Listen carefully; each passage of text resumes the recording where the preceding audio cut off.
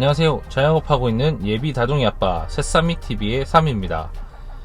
오늘은 부산의 상징적인 곳이죠. 자갈치 시장을 배경으로 제 이야기를 시작해볼까 합니다. 눈은 편하게 보시고 제 이야기에는 집중해주세요. 오늘은 제가 처음 유튜브를 시작하는 날이니만큼 간단하게 제 소개를 해볼까 합니다. 저는 11년째 식자재 도매를 하고 있고 지금으로부터 1년 전에 6년 동안 운영하던 고깃집을 정리했습니다. 식자재 도매업자가 식당을 운영하는 6년 동안 참 많은 일들이 있었습니다. 울고 웃고 화나고 힘들고 이런 경험을 이야기하면서 이 끝이 안 보이는 불경기 터널을 벗어나려고 앞만 보고 가고 있는 이 시대에 자영업하는 아빠들과 함께 소통하고 공감하고 위로받고 싶은 마음과 그리고 혹시 내 사업 즉 자영업에 도전하려는 아빠들에게 제 이야기를 공유하고 함께 고민할 수 있는 기회를 가지고자 유튜브를 시작하게 되었습니다. 제 말들은 시험 문제의 정답 노트 같은 게 아닙니다. 다시는 틀리지 말자라는 의미에서 오답 노트라고 생각하고 들어주시면 제일 좋을 것 같습니다. 일단 고깃집을 시작하게 된 계기는 여러 가지 들 수 있겠지만 간단하게 설명드리자면 만만하게 생각했습니다. 창업을 생각하시는 대부분의 사람들이 그나마 쉽게 접근할 수 있다고 판단하고 요식업에 많은 관심 가지시죠. 해볼만 하겠다, 별거 있겠나, 이런 마인드로 많이들 도전합니다. 전혀 경험이 없는 분들도 프랜차이즈로 많이 접근하시는데 일단 그 부분에 대해서는 한번 짚어볼 필요가 있을 것 같습니다. 아주 위험한 생각입니다. 저는 식자재 유통을 하다 보니까 좀 더 만만하게 생각했던 것 같습니다. 고깃집이니까 육류를 제외하고 대부분의 식자재를 원가로 공급하고 양질의 식자재로 음식을 만들어 최상의 서비스를 하면 손님들도 인정해주고 가게 매출도 동반해서 성장할 거라고 막연하게 생각했습니다. 당연하게 그래 될 거라 생각했던 거죠. 그런데 다들 창업하시고 많이 힘드시죠? 지금 자영업만 검색해도 자영업 폐업이 상단에 노출될 만큼 요즘 핫한 이슈입니다. 그만큼 자영업이 어렵습니다. 왜 어렵냐? 자영업을 운영함에 있어서 수많은 변수가 있기 때문입니다. 제가 운영한 고깃집 기준으로 몇 가지 예를 들어 볼게요. 첫 번째, 식당은 날씨를 탑니다.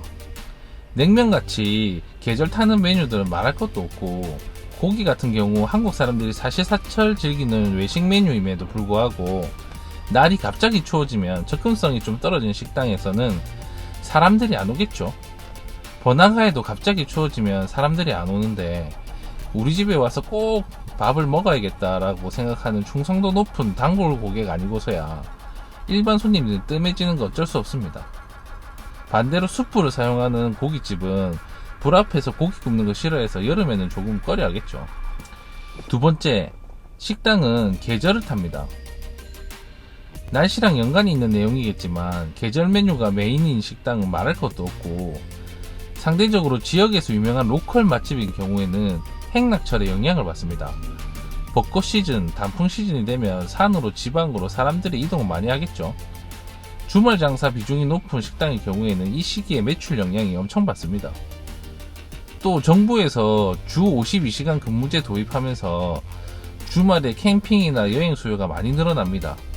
이렇게 되면은 소비력 있는 고객들이 외부로 많이 빠지게 되고 이러한 변화에 발빠르게 대책을 세우고 못하는 작은 식당, 그러니까 지역 식당들은 어려움을 겪을 수밖에 없습니다.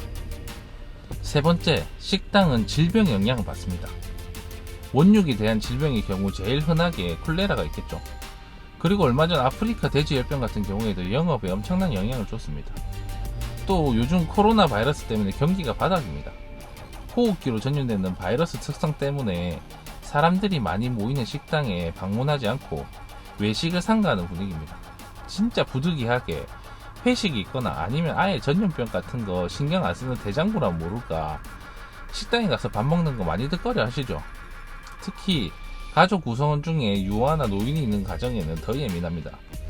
제가 장사하던 때 메리스 때문에 많이 힘들었습니다. 내 업장의 음식 맛이 떨어지고 서비스가 좋지 못해서 손님이 오지 않게 되면 개선하고 노력할 수 있습니다.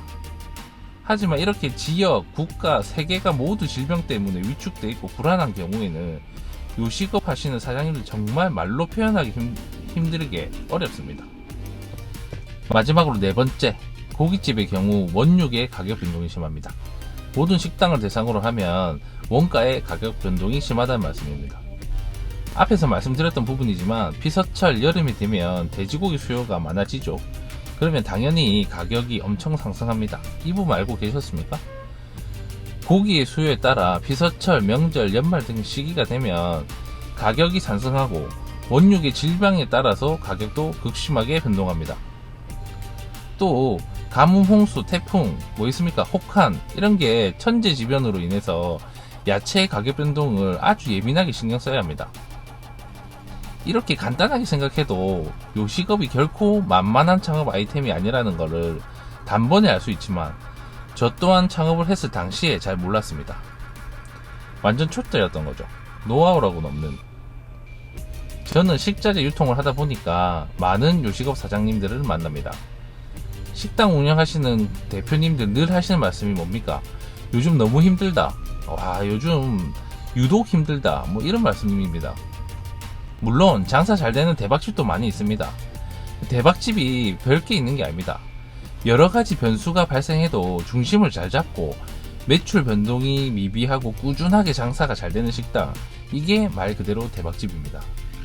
제가 현재 납품하는 식당 중에도 4대 천왕, 1박 2일, 스타킹 등의 다수 출연한 맛집들이 있습니다.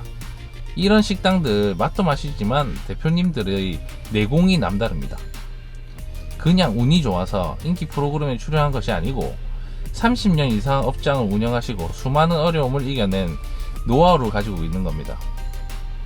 이런 노하우가 하루아침에 생길 리 만무하고 노력만 한다고 금방금방 생기지 않겠죠. 그래서 다양한 경험을 듣고 이해하고 응용해야 합니다. 앞으로 이렇게 내공 많은 대표님들과 인터뷰를 하는 컨텐츠도 만들어 볼 예정이니까 많은 관심 가져주시고요.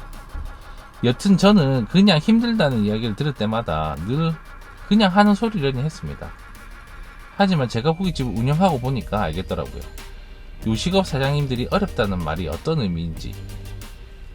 요식업 사장님들은 늘 힘들었던 겁니다. 장사가 잘 돼도 힘들고 장사가 안 돼도 힘듭니다. 예를 들어 불경기에는 장사가 갑자기 잘 돼도 힘듭니다. 안 되면 당연히 힘들고요. 장사가 꾸준히 될 때처럼 직원을 넉넉히 데리고 움직일 수 없는 부분, 즉 직원 운영 관리 부분도 요식업 사장님들의 아주 중요한 덕목 중에 하나입니다. 노하우인 거죠. 사장이 죽어라 노력해도 직원이 대표의 마인드처럼 서비스를 하지 못하면 손님들을 만족시키지 못합니다. 요즘은 감성을 판매하는 시대입니다. 맛만 있다고 장사가 잘 되는 건 아니더라는 겁니다. 서비스는 기본이자 전부입니다.